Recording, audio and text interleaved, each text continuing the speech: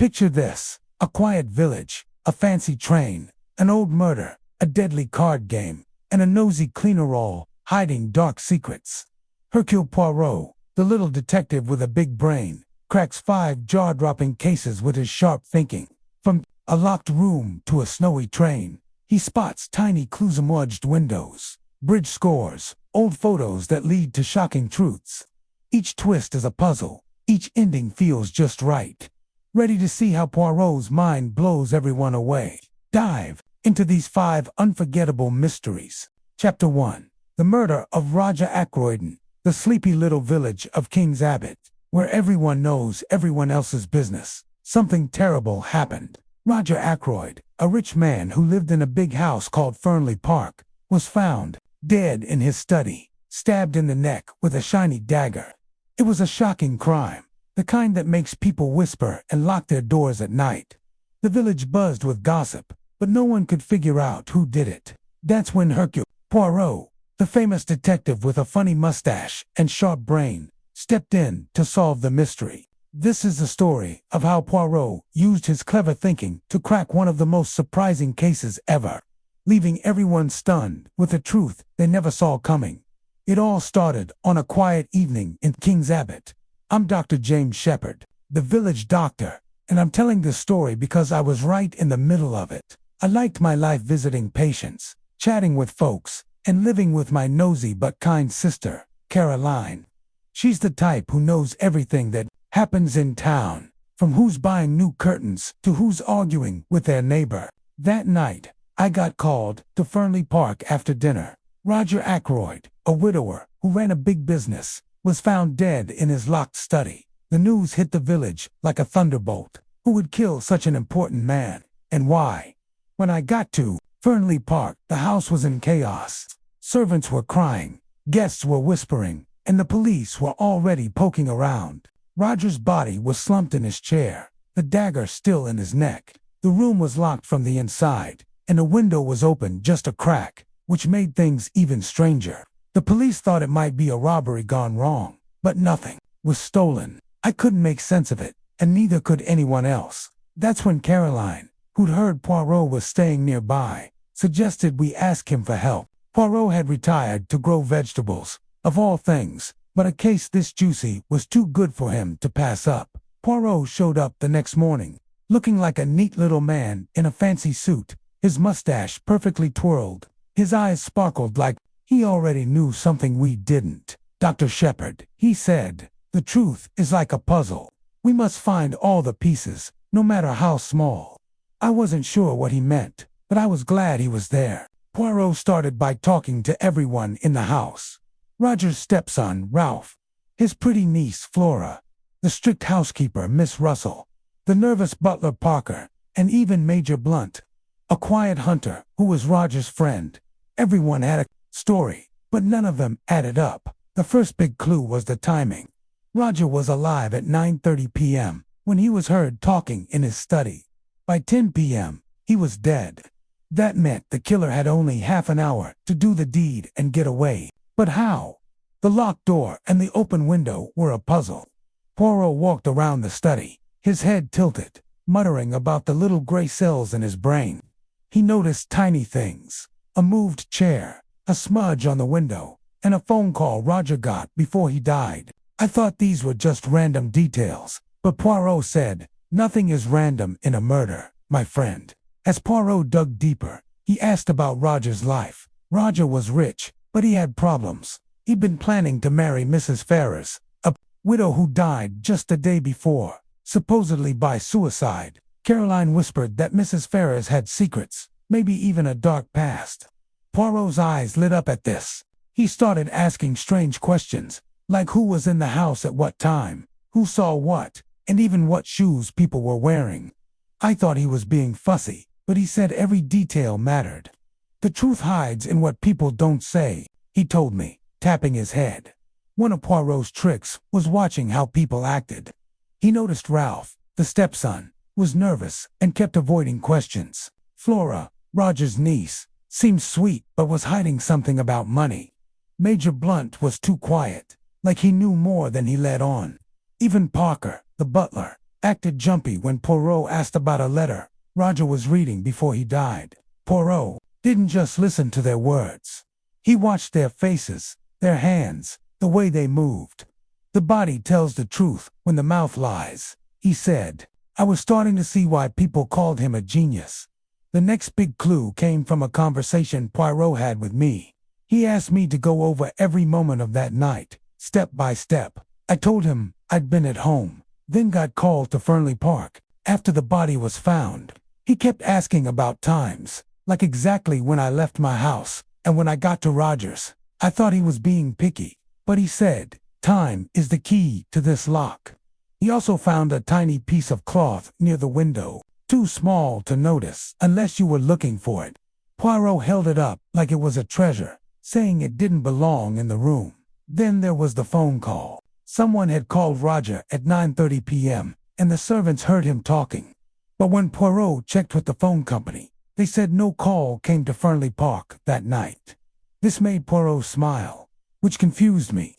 A lie is as good as a clue, he said. He started piecing things together, like a man building a house, brick by brick. He talked about how people's stories didn't match up, like puzzle pieces from different boxes.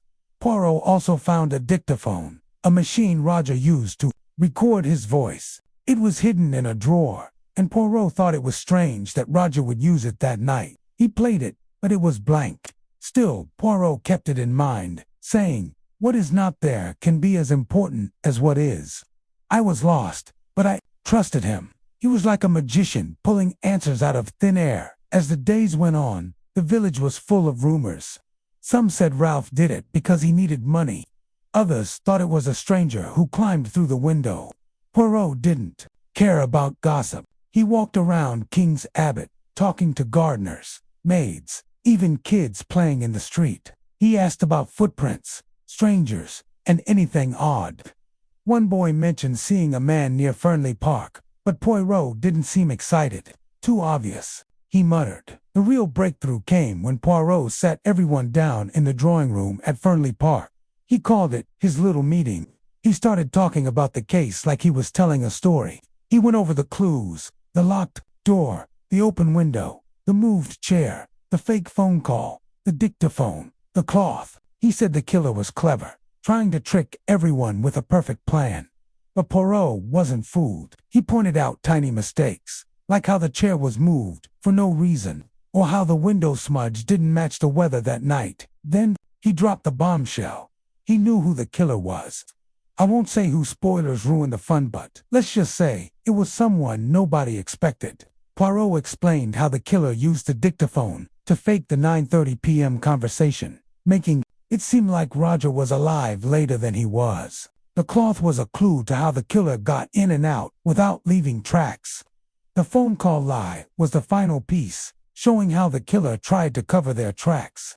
Poirot's brain had taken all these tiny bits and made a picture nobody else could see. The ending was like a thunderclap. When Poirot named the killer, jaws dropped, people gasped, some cried, and I felt like the floor had fallen out from under me. It wasn't just that he solved the case, it was how he did it. Every clue, every question, every fussy little detail came together like a perfect song. The killer's motive was tied to secrets from the past, things Roger knew that put him in danger. Poirot laid it all out, step by step, so clear you wondered how you missed it. What made it so satisfying was how fair it was. The clues were there, all along, hidden in plain sight. If you paid close attention, you might have figured it out, but nobody did except Poirot. The ending tied up every question. Why the door was locked, what the phone call meant, even why the chair was moved. It wasn't just about catching the killer. It was about justice for Roger and peace for the village. Poirot's final words to the killer were kind but firm, showing he understood why they did it, even if it was wrong. King's Abbot went back to its quiet ways after that, but nobody forgot Poirot's magic. He didn't just solve a murder. He showed how truth can hide in the smallest things, like a smudge or a lie.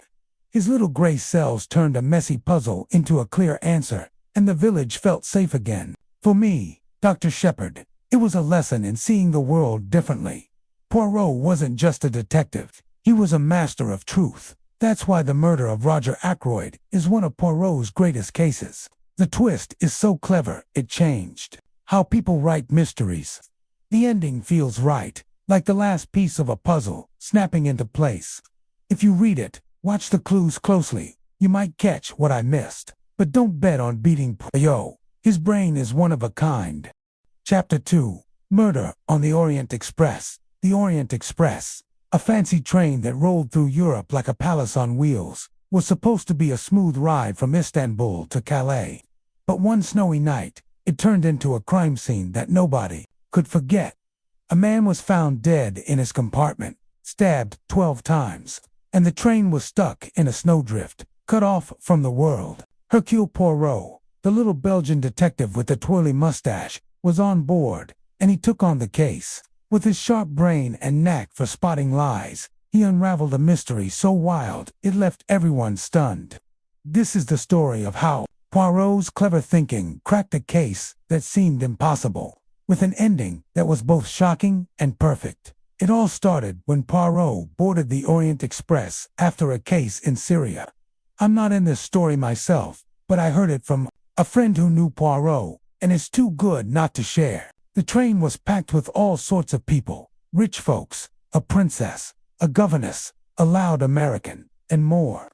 They were all strangers, or so it seemed, squeezed into the sleeping car like a box of fancy chocolates.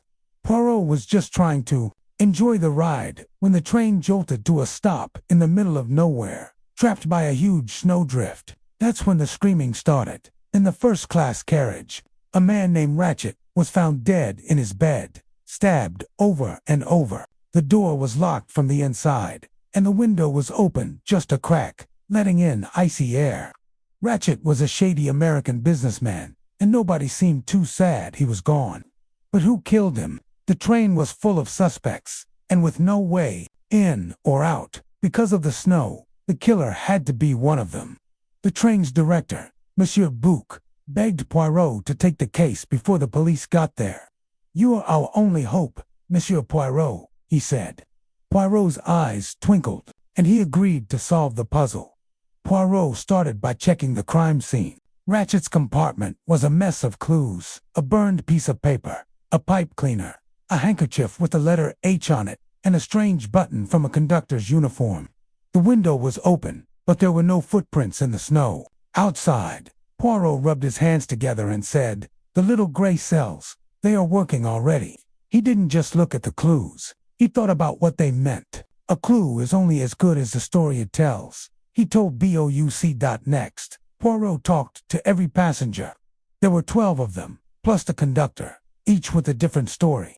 There was Princess Dragomirov, an old Russian lady with a sharp tongue, Mary Debenham, a pretty English governess, Colonel Arbuthnot, a stiff British soldier, and Mrs. Hubbard, a chatty American who kept complaining about a stranger in her room. Then there was Hector McQueen, Ratchet's nervous secretary, and a mix of others, a Swedish nurse, an Italian car salesman, a German maid, and more.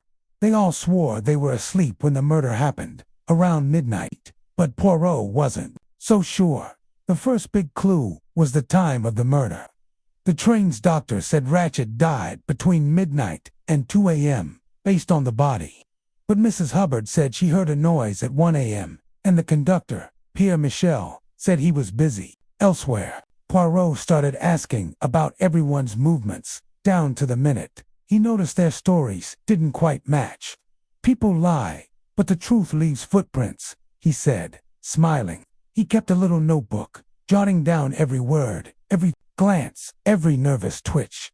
Then there was Ratchet himself. Poirot learned he wasn't just a businessman. He had a dark past. His real name was Cassetti, a criminal tied to a terrible kidnapping case years ago, where a little girl named Daisy Armstrong was taken and killed. The case broke her family apart, and Cassetti got away. Poirot's face got serious when he heard, "This the past is never gone," he said. "It comes back like a shadow." He started to wonder if the murder was about revenge. One of Poirot's tricks was watching how people acted under pressure. He sat them down, one by one, in the dining car and asked questions that seemed silly. "What did you wear to bed?" he asked a princess. "Did you hear a bell?" he asked the colonel. They thought he was odd, but Poirot was building a picture in his head. He noticed Mrs. Hubbard kept clutching her bag, and McQueen was sweating when asked about a letter Ratchet burned. The handkerchief with the H was a puzzle. Nobody's name started with H, or so they said. The burned paper was a huge clue. Poirot held it up to a mirror and saw bits of words. "Remember Daisy Armstrong?" It was like a bomb going off in his brain. He didn't tell anyone, but he started thinking about how everyone on the train might be connected to that old case. The button from the conductor's uniform was another mystery. Pierre Michel swore all his buttons were fine. So where did it come from? And the pipe cleaner, only one passenger smoked a pipe. Poirot didn't say much, but his eyes were like lasers, cutting through the lies. Then there was the locked door. How did the killer get in and out? The open window seemed like an answer, but the snow outside was untouched. Poirot paced the compartment, muttering about too many clues. He said it was like a play, with the killer leaving things on purpose to trick him. "But I, Poirot, am not so easily fooled," he said, twirling his mustache. He started to think the murder wasn't as simple as one person acting alone. Another clue was the stab wounds. There were 12, but they weren't all the same.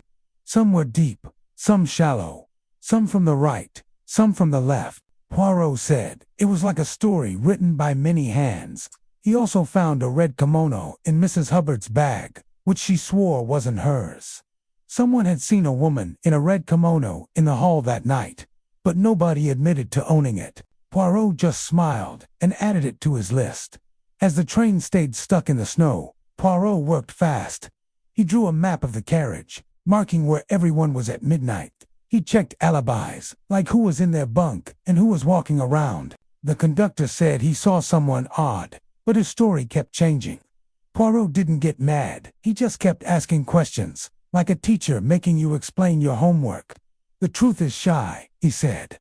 "We must coax it out." The big moment came when Poirot called everyone to the dining car. The passengers sat nervously, watching him like he was about to do a magic trick. He stood up, his voice calm but strong, and laid out 2 answers to the mystery. The first was simple. A stranger snuck onto the train, killed Ratchet, and escaped through the window. It made sense, but Poirot shook his head. "Too easy," he said. Then he told the second answer, and it was like a lightning bolt. "I won't spill the beans. You need to read it to feel the shock." But Poirot's second answer tied every clue together. The burned paper, the 12 wounds, the red kimono, the fake button, even the pipe cleaner. He explained how the murder was planned, not by one person, but in a way nobody expected. It was about the Daisy Armstrong case, and every clue pointed to a truth so big it made your head spin. The passengers stared, some crying, some frozen, as Poirot showed how his little gray cells cracked the case. The ending was perfect because it wasn't just about catching a killer. Poirot had to make a choice, and it showed his heart as much as his brain. The clues were all there, fair and square, but only Poirot saw how they fit. The resolution answered every question: why the door was locked, what the burned paper meant, who wore the kimono, and left you feeling like justice was done, even if it wasn't what you expected. It was emotional, surprising, and fair. Like a story that sticks with you forever. The Orient Express rolled on after the snow cleared, but the passengers were never the same. Poirot's deduction wasn't just clever, it changed how they saw the world. He showed that truth can be messy, but it always comes out if you look hard enough. This case is one of his best because the twist is so wild, yet makes total sense when you look back. The ending feels right, like the last note of a song, balancing logic and heart in a way only Poirot can. Chapter 3: 5 Little Pigs. In a cozy corner of London, Hercule Poirot, the little detective with the twirly mustache and sharp brain, got a visit that stirred up an old mystery. A young woman named Carla Le Marchant walked into his office, her eyes full of hope and worry. She wanted him to solve a murder that happened 16 years ago, when her mother was blamed for poisoning her father, a famous painter named Amias Crail. Carla was sure her mother was innocent, and she begged Poirot to find the truth. With no clues but old memories, Poirot took on the challenge, using his clever thinking to dig up a truth so surprising it left everyone stunned. This is the story of how Poirot cracked a case long gone cold, with an ending that felt just right. The year was 1942, and Poirot was still the best detective around, even if he looked like a fussy uncle with his neat suit and shiny shoes. Carla's story hit him hard. Her father, Amyas, was found dead in his garden studio, poisoned with a chemical called cunning, slipped into his beer. Her mother, Caroline Crail, was arrested, tried, and sent to prison, where she died soon after. Everyone thought Caroline was guilty because she was jealous of Amyas's new girlfriend, Elsa Greer. But Carla, who was just a little girl when it happened, got a letter from her mother before she died, saying she didn't do it. "I need to know the truth, Mr. Poirot," Carla said. "For my peace of mind." Poirot's eyes sparkled. "The past is never dead," he said. "Let us find its secrets." This case was tricky. There was no crime scene to check, no fingerprints, no footprints, just the stories of 5 people who were there that day. Poirot called them the 5 little pigs, like the nursery rhyme, because each had a role in the story. They were Philip Blake, Amyas's best friend, who didn't like Caroline; Meredith Blake, Philip's brother, who knew about poisons; Elsa Greer, the young woman Amyas was painting, who loved him; Cecilia Williams, the governess, who was loyal to Caroline; and Angela Warren, Caroline's teenage sister, who was wild and angry back then.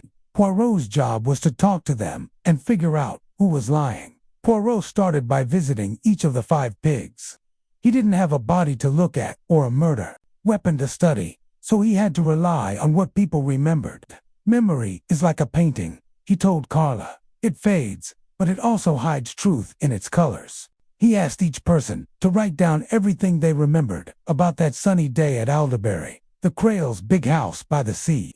He wanted every detail: what they saw, what they heard, who was where. "I wasn't there myself, but I'm telling this as if I heard it from Poirot, because his way of solving this case was pure magic." Philip Blake's story was first. He said Amyas was his best friend, a fun-loving painter who lived for art. Philip thought Caroline was jealous and mean, always fighting with Amyas about Elsa. He remembered seeing Caroline bring Amyas a beer just before he died, which made her look guilty. But Poirot noticed Philip's story was too neat, like he wanted Caroline to be the bad guy. "People tell the story they believe," Poirot said, scribbling in his notebook. Meredith Blake, Philip's brother, lived nearby and was into plants and chemicals.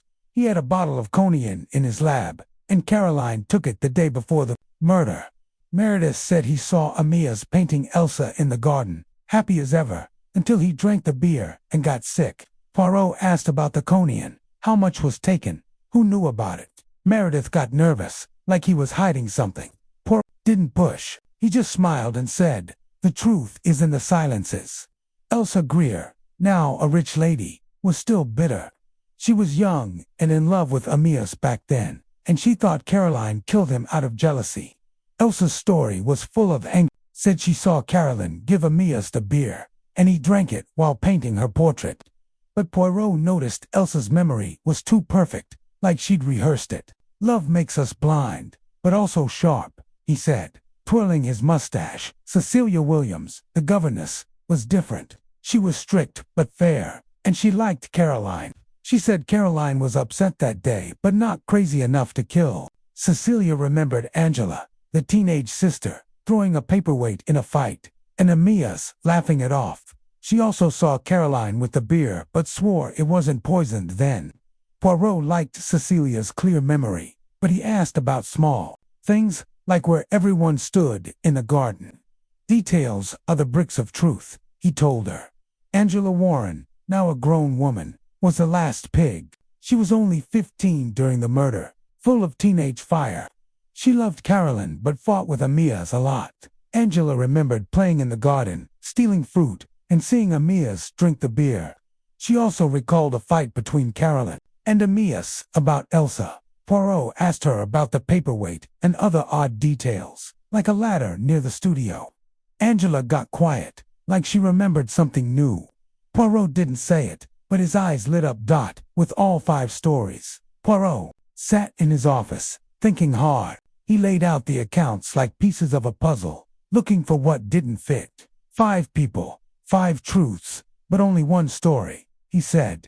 The problem was, everyone agreed Carolyn gave Amias the beer, and the poison was in it. The police found cunning in the glass, and Caroline admitted she took the poison from Meredith's lab. It looked bad, but Poirot wasn't convinced. The obvious is often a trap, he said. Poirot's big trick was thinking about people, not just clues. He imagined the day like a play, with everyone moving around the garden and studio. He pictured Amias painting, Elsa posing, Caroline bringing the beer, Angela running around, and the others nearby. He thought about why they acted the way they did. Were they jealous? Angry? Scared? He noticed little things in their stories that didn't match, like where the ladder was or who saw the beer when. The mind paints what it wants to see, he said. One clue stood out, the beer glass.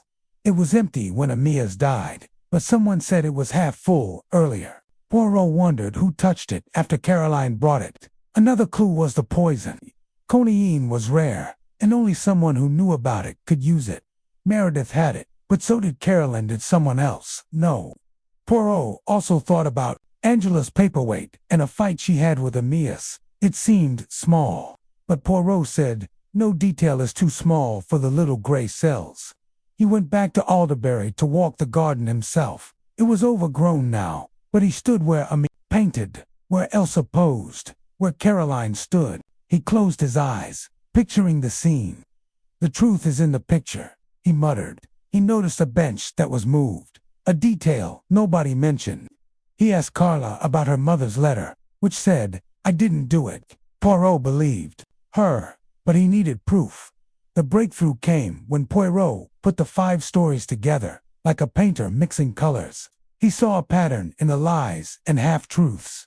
One person's memory was too perfect, another's too vague. He thought about motives, love, hate, guilt, fear.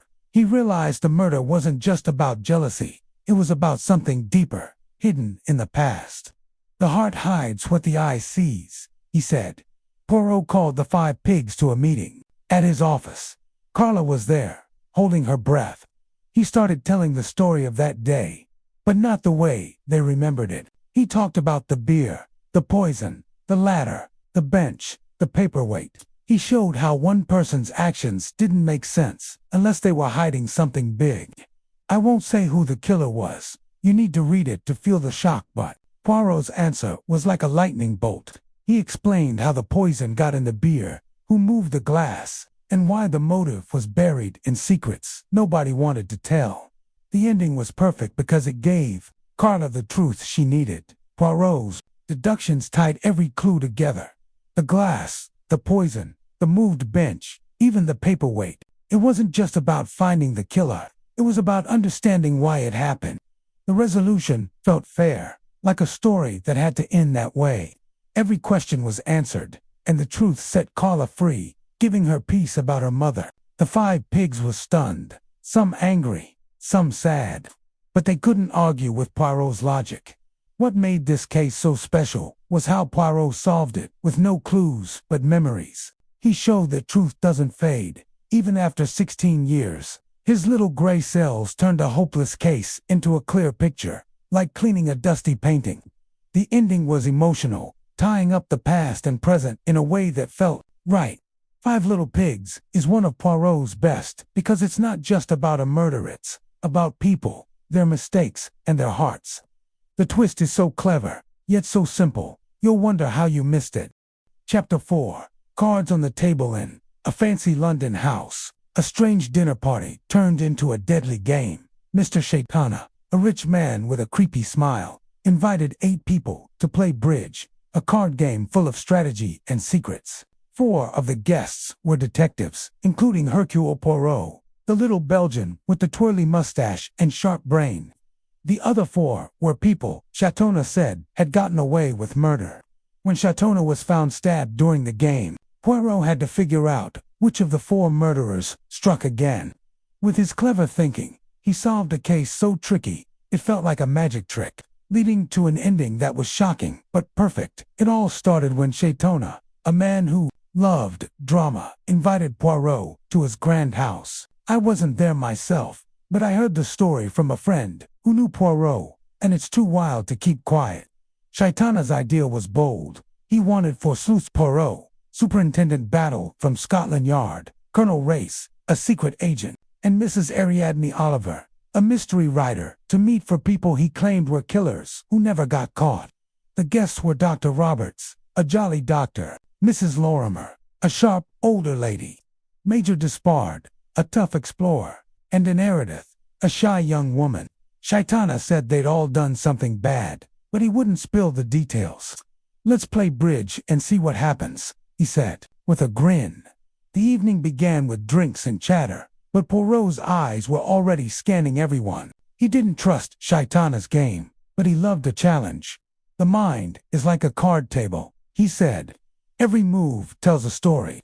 After dinner, they split into two groups to play bridge in separate rooms. The 4 sleuths played in one room, while the 4 murderers played with Shaitona in his fancy sitting room, full of shiny statues and soft rugs. The fire was crackling, and Shaitona watched the game, sipping his drink, looking pleased with himself. Then it happened. When the bridge games ended, the sleuths came back to Shaitona's room and found him dead in his chair, a tiny dagger in his chest. The wound was so small you'd miss it if you weren't looking. The 4 players, Dr. Roberts, Mrs. Lorimer, Major Despard, and Anne, swore they saw nothing. They'd been focused on their cards, and Shaitona was sitting by the fire, out of sight. The room wasn't locked, but nobody else was around. The killer had to be one of the 4.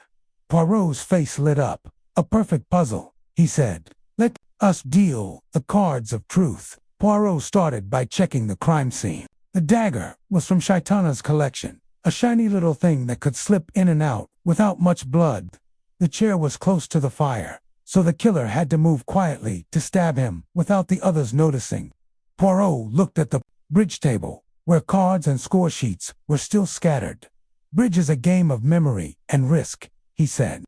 "It will tell us who took the biggest risk." He picked up the score sheets and studied them like they were a treasure map. Next, Poirot talked to the 4 suspects. Dr. Roberts was loud and friendly, saying he was too busy playing to notice anything. Mrs. Lorimer, cool and calm, said Shaitona was alive when she glanced at him mid-game. Major Despard, a man of few words, shrugged and said he was focused on his cards. Anne Meredith, nervous and fidgety, said she didn't see or hear anything odd. Poirot watched their eyes, their hands, how they sat. "The body speaks when the lips lie," he said, scribbling in his notebook. The bridge score sheets were a big clue. Poirot knew bridge was a game of partners, bids, and bluffs, and he thought the way people played might show their personalities. He asked each suspect to remember their bids and plays, which seemed silly to them. But Poirot was serious. He noticed Dr. Roberts bid boldly, like he loved taking chances. Mrs. Lorimer played perfectly, like she never made mistakes. Despard took smart risks, while Anne played safe, almost too safe. "The cards are a mirror of the soul," Poirot said, smiling. Also asked about Shaitona's claim that they were murderers. All 4 denied it, but they looked uneasy. He started digging into their pasts with help from Superintendent Battle and Colonel Race. Dr. Roberts had a patient who died strangely years ago. Mrs. Lorimer's husband passed away under odd circumstances. Major Despard was linked to a man who died on an expedition. Anne Meredith had a friend who got sick and never recovered. Shaitona had hinted at these secrets. But was he right? Poirot wasn't sure yet. "The past is a shadow on the present," he said. One clue stood out: the timing. Shaitona was stabbed during the game, when all 4 were at the table. Nobody left for long, or so they said. Poirot timed how long it would take to walk to Shaitona's chair, stab him, and return. It was quick, less than a minute, but risky, with 3 other players watching. He also found a tiny smudge of wax on the table, like someone had leaned on a candle. "A small thing, but it speaks loudly," he said. He kept asking about who moved when, who got up for a drink, who shuffled the cards. Poirot's trick was thinking about people, not just clues. He imagined the bridge game like a dance, with each player moving in their own way. Dr. Roberts was loud and distracting, maybe hiding something. Mrs. Lorimer was too perfect, like she was hiding her thoughts. This bard seemed honest but guarded. Anne's nervousness made Poirot wonder if she was scared of being caught or just shy. "The heart plays its own game," he said, tapping his head. Another clue was the dagger. It was small enough to hide in a hand or pocket, and it came from a table near the bridge players. Anyone could have grabbed it, but who had the nerve? Poirot also thought about Shaitona's personality. He loved playing games with people, teasing them about their secrets. He made himself a target, Poirot said. But which secret was worth killing for? Poirot worked with Mrs. Oliver, who had a wild imagination, to think about motives. She suggested the killer might have panicked, scared Shaitana would tell their secret. Battle checked police records, and Race looked into old cases. They found bits and pieces, a rumor about Dr. Roberts, a story about Dispard's expedition, a will tied to Mrs. Lorimer's husband. Anne's past was harder to crack, but a friend's death raised questions. Poirot didn't jump to conclusions. "We must see the whole picture," he said. The big moment came when Poirot gathered everyone in Shaitona's house again. The bridge table was set up like that night, and the four suspects sat nervously. Poirot walked around, holding the score sheets, and told a story. He explained how the bridge game showed who took risks and who played safe. He talked about the wax smudge, the dagger, the quick moment when the killer struck. "One of you saw a chance and took it," he said, his voice sharp. "I won't ruin the surprise. You need to read it to feel the shock." But Poirot's answer was like a firework. He showed how the killer used the bridge game to hide their move, blending into the rhythm of the night. The score sheets revealed a pattern, and the wax smudge pointed to a single moment. He tied it to one of Shaitana's murderers, showing how their past crime led to this one. The clues, the dagger, the cards, the wax came together like a perfect hand in bridge. The ending was perfect because it was so clever. Poirot didn't just catch the killer. He showed how their mind worked, using the game to hide their crime. Every question was answered: why Shaitana died, how the dagger was used, what the score sheets meant. The resolution felt fair, like a puzzle where every piece fits. The other sleuths, Battle, Race, and Mrs. Oliver, were amazed, and the killer couldn't argue. Justice was done, and Shaitana's deadly game was over. What made this case special was the bridge game itself. Poirot used it like a map of the suspects' minds, showing how their plays matched their secrets. The twist was so smart, yet so clear when Poirot explained it. You felt like you should have seen it. Cards on the Table is one of Poirot's best, because it's not just a murder, it's a battle of wits, with an ending that feels like winning a game. The truth came out, sharp and clean, proving Poirot's little gray cells could beat any trick. Chapter 5. Mrs. McGinty's dead in the quiet village of Whodunit, where folks minded their own business and life moved slow. A terrible crime shook things up. Mrs. McGinty, an old cleaning lady who scrubbed floors for a living, was found dead in her cottage, hit over the head with something heavy. The police thought they had the killer, her lodger, James Bentley, but something didn't sit right with Superintendent Spence, a cop who trusted his gut. He called in Hercule Poirot, the little Belgian detective with a twirly mustache and a brain sharper than a knife. Poirot took on the case, digging up secrets and lies to find a truth so wild it left everyone stunned. This is the story of how his clever thinking cracked a case tied to old crimes, with an ending that felt just right. It all started when Spence showed up at Poirot's London flat, looking worried. "I wasn't there myself, but I heard the story from a friend who followed Poirot's cases, and is too good to keep quiet." Spence said James Bentley, a shy, broke man who rented a room from Mrs. McGinty, was arrested for her murder. The evidence looked bad. Her savings were stolen, and a blood-stained coat was found in Bentley's room. Bentley swore he didn't do it, but he had no alibi. Spence wasn't convinced. "It's too neat," he told Poirot, "like someone wrapped it up with a bow." Poirot's eyes sparkled. "The truth is never so tidy," he said. "Let us untie this knot." Poirot packed his bag and headed to Whodunit, a sleepy place where everyone knew each other's habits. He checked into a creaky inn and started poking around. Mrs. McGinty was a simple woman.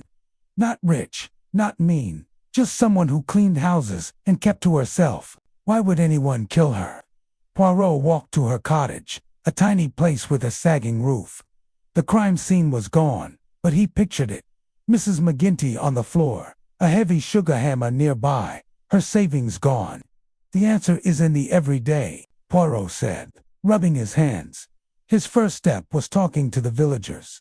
Mrs. McGinty cleaned for lots of folks, the Weatherbys, a snooty family, Dr. Rindle, the village doctor, and his wife, Mrs. Upward, a rich widow with a grown son, and the Summerhays, a young couple with a messy house. Poirot also met Mrs. Sweetyman, the postmistress, who knew all the gossip. Everyone said Mrs. McGinty was nice but nosy. She liked to snoop while cleaning. A curious mind can find trouble, Poirot said, scribbling in his notebook. The big clue came from a newspaper. Spence told Poirot that Mrs. McGinty had clipped an old article from the Sunday Comet, a paper full of juicy stories. The article was about 4 old crimes, called Where Are They Now? It had pictures of 4 women: Lily Gamboa, a girl who killed someone as a kid; Vera Blake, who poisoned her boss; Eva Kane, tied to a murder; and Janice Cortland, who killed her husband. Mrs. McGinty kept this article under her floorboards, like it meant something. Poirot's eyes lit up. She saw a face from the past, he said. Poirot started wondering if Mrs. McGinty recognized someone in Whodunit from that article. Maybe she tried to blackmail them, and that's why she was killed. He showed the pictures to the villagers, watching their faces. Mrs. Weatherby got pale. Dr. Rindle looked uneasy, and Mrs. Upward laughed it off. Maureen Summerhays, the messy housewife, just shrugged. Poirot didn't say much, but he noticed everything: their eyes, their hands, how they spoke. The truth hides in small things, he said. He dug into Bentley's story next. James was quiet, jobless, and sad, not the type to kill. Poirot visited him in jail, asking about Mrs. McGinty. Bentley said she was always talking about people's secrets, like who got letters or who left things lying around.